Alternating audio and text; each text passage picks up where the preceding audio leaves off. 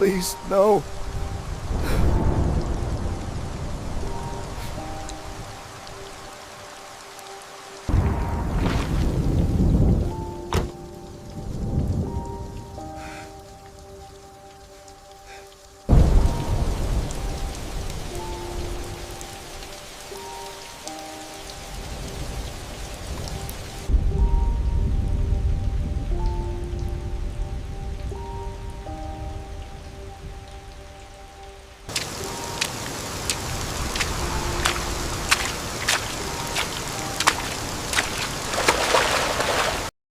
A chuva começava a cair forte naquela tarde de terça-feira, quando senti as mãos da minha própria nora empurrando minhas costas para fora da porta, enquanto meu filho Carlos simplesmente desviava o olhar, incapaz de encarar o pai que criou sozinho desde os 6 anos de idade.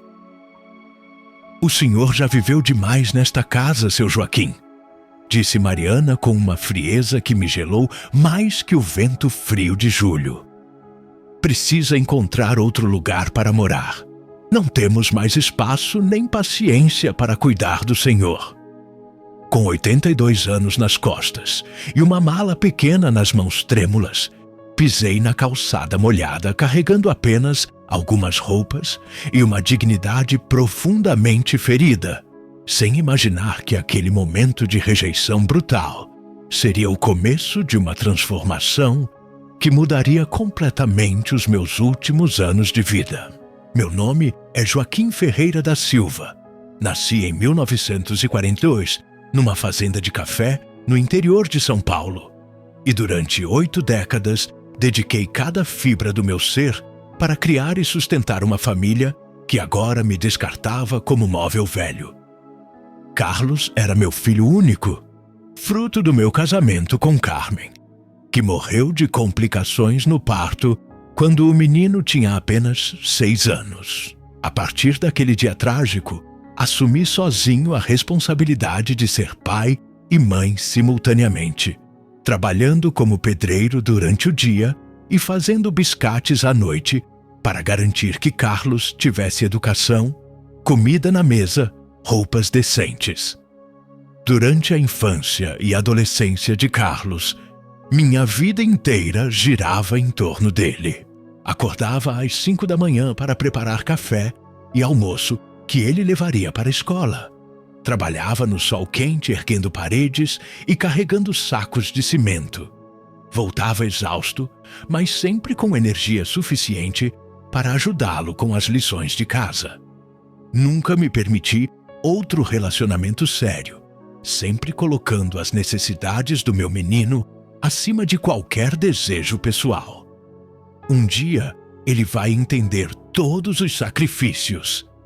Pensava quando o cansaço ameaçava me derrubar. Carlos se formou contador aos 24 anos.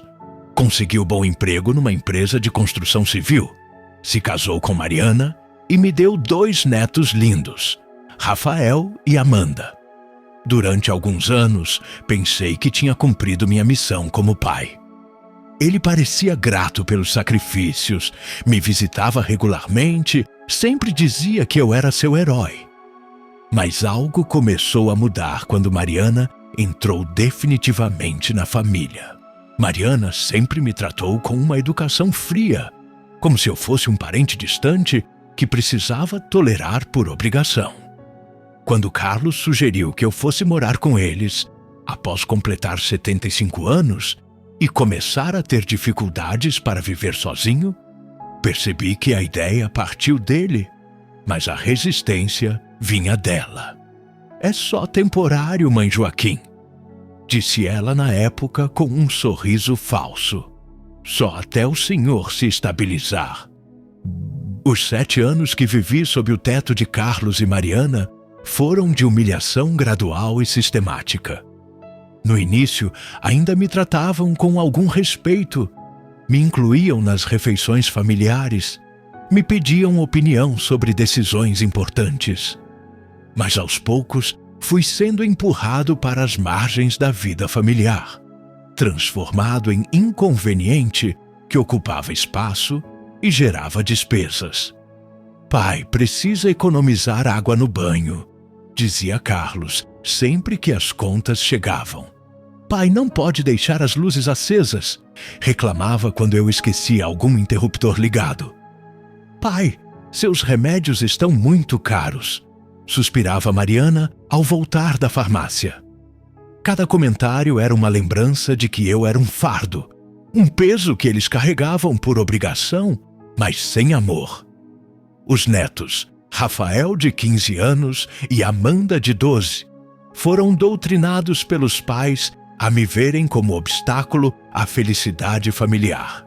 Vovô, a mãe disse que você dá muito trabalho, comentava Amanda com aquela franqueza cruel das crianças. Vovô, quando vai arranjar um lugar só seu? Perguntava Rafael, repetindo claramente palavras que ouvia dos pais. A situação se deteriorou completamente no último ano, quando Mariana engravidou novamente aos 40 anos. Não temos espaço para um bebê com você ocupando o quarto dos fundos, disse ela diretamente numa tarde. Carlos, que sempre foi fraco diante da esposa, apenas concordava em silêncio. Pai, entenda nossa situação. Precisamos desse quarto para a criança. Durante os meses seguintes, intensificaram a pressão para eu sair. Sugeriam asilos que não eram tão ruins assim. Falavam sobre programas do governo para idosos, insinuavam que eu seria mais feliz num lugar com pessoas da minha idade. Mas eu sabia a verdade. Queriam se livrar do velho inconveniente que lembrava a todos de onde Carlos vinha, das origens humildes que Mariana tanto queria esquecer. Guarde bem este momento, porque foi aqui que começou uma jornada que me ensinaria o verdadeiro significado de família. Se você está acompanhando a história do seu Joaquim, deixe um comentário. Você já presenciou situações de idosos sendo rejeitados pelas próprias famílias? Como reagiria se visse um vizinho idoso sendo expulso de casa? Sua experiência pode ajudar outras pessoas a reconhecerem e combaterem o abandono de idosos. E se ainda não se inscreveu no canal, aperte o sininho. Quem sabe a próxima história não seja exatamente o que você precisa ouvir hoje. Na manhã daquela terça-feira fatídica, Mariana simplesmente anunciou: Seu Joaquim, hoje é o dia. Arrumamos um lugar para o senhor num lar de idosos. O carro vem buscar às 3 da tarde. Quando protestei, dizendo que não queria ir para asilo, ela foi direta. Não é mais escolha sua. Decidimos o que é melhor para todos. Tentei apelar para Carlos, lembrá-lo de todos os sacrifícios que fiz durante décadas, das noites que passei acordado cuidando dele quando estava doente, dos empregos extras que assumi para pagar sua faculdade. Pai, o senhor está sendo egoísta, respondeu ele sem me encarar. Precisa pensar no bem da família, não apenas em si mesmo. A ironia era cruel. Eu que havia pensado exclusivamente no bem dele durante toda a vida, agora era acusado de egoísmo por querer manter um mínimo de dignidade. Recusei-me a ir para o asilo. Disse que preferia morar na rua a ser trancado num depósito de idosos. Foi quando Mariana perdeu a paciência. Então vá para a rua mesmo. Saia da minha casa agora. Carlos não me defendeu. Não protestou contra a crueldade da esposa. Apenas pegou uma mala velha. Jogou algumas roupas minhas dentro sem cuidado algum. E me empurrou gentilmente, mas firmemente, em direção à porta. Pai, é melhor assim. O senhor vai ver que é para o bem de todos. E foi assim que me encontrei na rua, sob chuva fria, aos 82 anos, abandonado pelo filho que criei com tanto amor. Durante os primeiros minutos, fiquei parado na calçada sem saber para onde ir. Não tinha outros parentes vivos. Meus amigos antigos haviam morrido ao longo dos anos. Minha aposentadoria miserável estava bloqueada porque Carlos havia me convencido a dar procuração para administrar melhor meus recursos. Estava completamente sozinho no mundo, sem dinheiro, sem abrigo, sem futuro aparente. Foi quando ouvi uma voz feminina chamando do outro lado da rua. Seu Joaquim? Seu Joaquim? O senhor está bem? Era Dona Clara, uma vizinha de aproximadamente 60 anos que morava sozinha na casa em frente há mais de 10 anos. Tínhamos uma relação cordial, mas distante. Trocávamos cumprimentos quando nos encontrávamos na rua, mas nunca conversamos profundamente. Dona Clara, estou precisando encontrar um lugar. Respondi tentando manter alguma dignidade, apesar das lágrimas que começavam a escorrer. Ela atravessou a rua rapidamente, segurou meu braço com firmeza e disse: "Venha comigo. Não pode ficar na chuva nessa idade." Tentei protestar, dizer que não queria incomodar, mas ela foi insistente. "Seu Joaquim, conheço bem essa família ingrata. Vi como trataram o senhor durante anos. Agora venha, vamos conversar sobre isso dentro de casa." A casa de Dona Clara era simples, mas aconchegante, cheirando a café fresco e bolo caseiro. Ela me ofereceu toalha para secar, roupa seca para vestir, café quente para aquecer o corpo e, principalmente, um ouvido atento para desabafar. "Seu Joaquim, presenciei muitas cenas através da janela", disse ela. "Sei como aquela nora cruel o tratava, como seu filho permitia os abusos." Durante as horas seguintes, contei para Dona Clara toda a minha história. A morte prematura de Carmen, os anos de luta para criar Carlos sozinho, os sacrifícios que fiz para dar-lhe educação e oportunidades, a ingratidão crescente que culminou na expulsão brutal daquela tarde. Ela ouvia com compaixão genuína, balançando a cabeça em indignação nos momentos mais dolorosos. "Seu Joaquim, o senhor pode ficar aqui enquanto organiza sua vida", ofereceu ela quando terminei de contar. "Tenho um quarto de hóspedes que nunca uso. Não é luxo, mas é limpo e confortável." Quando hesitei, ela insistiu: "Não é caridade, é o certo a fazer. Além disso, poderia usar companhia. Moro sozinha desde que meu marido morreu há 12 anos. Aceitei a oferta com gratidão que palavras não conseguiam expressar. Pela primeira vez em anos, senti que alguém me via como ser humano digno de respeito, não como fardo inconveniente. Dona Clara me mostrou o quarto, simples mas limpo, com cama confortável, armário pequeno, janela que dava para um jardim bem cuidado. Durante os dias seguintes, estabelecemos uma rotina confortável.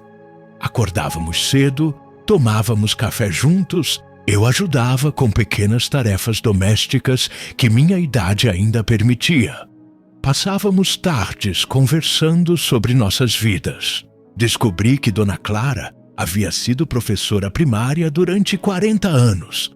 Nunca teve filhos, mas amou cada aluno como se fosse próprio. "Seu Joaquim, família não é quem compartilha sangue", disse ela numa tarde enquanto tomávamos chá. "É quem escolhe estar ao nosso lado, quem nos valoriza, quem demonstra amor através de ações e não apenas palavras vazias." Suas palavras plantaram uma semente de compreensão que começaria a germinar nos dias seguintes. 3 semanas depois da minha expulsão, Carlos apareceu na porta de Dona Clara. Não para pedir desculpas ou verificar se eu estava vivo, mas para me entregar papéis de um asilo que haviam generosamente escolhido para mim. "Pai, arrumamos tudo. Pode se internar segunda-feira", disse ele, evitando meu olhar. "Carlos, não vou para asilo nenhum", respondi com uma firmeza que me surpreendeu. "Estou bem aqui, com alguém que realmente se importa comigo. Ele ficou visivelmente incomodado. Pai, não pode abusar da bondade da vizinha. Ela tem vida própria. Dona Clara, que estava presente, interveio. Carlos, seu pai não está abusando de nada. Convidei ele para morar aqui e estou muito feliz com a companhia. Foi a primeira vez que vi meu filho envergonhado. Mariana havia criado uma narrativa onde eu era o velho problemático que eles heroicamente tentavam ajudar. Descobrir que uma estranha me acolheu com mais amor que a própria família destruiu completamente essa história. Pai, mas e seus remédios? Suas consultas médicas? Tentou argumentar. Já organizamos tudo, respondeu Dona Clara. Fui com seu Joaquim ao INSS recuperar o controle da aposentadoria dele. Descobrimos que você, Carlos, estava desviando parte do dinheiro para sua conta pessoal. Isso é crime. A revelação o deixou pálido. Durante anos, Carlos havia roubado sistematicamente de mim sob pretexto de administrar melhor meus recursos. A descoberta do roubo sistemático que Carlos cometeu durante anos foi como receber um soco no estômago. Dona Clara havia me acompanhado ao INSS para regularizar minha situação e lá descobrimos que meu filho havia desviado aproximadamente R$40 mil da minha aposentadoria ao longo de 5 anos. Senhor Silva, isso é apropriação indébita, disse o funcionário. O senhor pode abrir processo criminal contra seu filho. A palavra criminal ecoou na minha mente. Meu filho, que criei com tanto sacrifício, era tecnicamente um criminoso que me roubou sistematicamente enquanto me humilhava diariamente. Não quero processar, disse para Dona Clara no caminho de volta. Ele é meu filho, não posso destruir a vida dele. Ela balançou a cabeça. Seu Joaquim, bondade não é permitir que as pessoas nos destruam sem consequências. Durante os dias seguintes, refletiu profundamente sobre minha relação com Carlos. Reconheci que durante toda a sua vida eu havia permitido comportamentos inadequados sem estabelecer limites claros.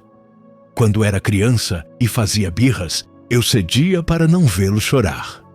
Quando era adolescente e me desrespeitava, eu justificava dizendo que estava numa fase difícil. Quando adulto começou a me maltratar, eu aceitava porque era meu filho e eu tinha obrigação de amá-lo incondicionalmente. Seu Joaquim, amor verdadeiro não é ausência de limites, explicou Dona Clara numa conversa que mudou minha perspectiva. É presença de respeito mútuo. Você ensinou Carlos que ele podia te tratar mal sem consequências. Agora, ele está colhendo o que foi semeado. Eram verdades difíceis de aceitar, mas necessárias. Decidi confrontar Carlos uma última vez, não para pedir explicações ou buscar reconciliação, mas para estabelecer limites definitivos. Marquei encontro num café neutro, longe da influência de Mariana. Quando ele chegou, visivelmente desconfortável, fui direto ao ponto. Carlos, sei que você roubou minha aposentadoria durante anos. Sei que me tratou como fardo quando eu era a pessoa que mais te amou no mundo. Ele tentou negar, depois justificar. Finalmente admitiu, com uma frieza chocante. Pai, aquele dinheiro seria meu de qualquer forma quando o senhor morresse. Apenas antecipei a herança. A falta de remorso era devastadora. Carlos, você não apenas roubou dinheiro, respondi. Roubou minha dignidade, meu senso de valor, anos de paz que poderia ter tido. Expliquei que não o processaria criminalmente, mas que nossa relação estava definitivamente encerrada. Não quero mais contato. Não me procure. Não apareça na casa de Dona Clara. Não tente se reconciliar quando precisar de algo. Para mim, você morreu no dia que me expulsou na chuva. Suas palavras finais foram reveladoras. Pai, um dia vai precisar de mim e eu não estarei lá. Respondi: Carlos, precisei de você durante 82 anos e você nunca esteve verdadeiramente presente. Após o rompimento definitivo, minha vida com Dona Clara entrou numa nova fase de paz e realização. Recuperei o controle total da minha aposentadoria. Organizei minhas finanças. Até consegui resgatar parte do dinheiro roubado através de acordo extrajudicial que Dona Clara negociou com Carlos. Não era tudo, mas era suficiente para ter segurança financeira. Dona Clara e eu desenvolvemos uma rotina que nos beneficiava mutuamente. Eu ajudava com pequenos consertos na casa, cuidava do jardim, fazia compras no mercado. Ela cozinhava, organizava consultas médicas, me acompanhava em passeios.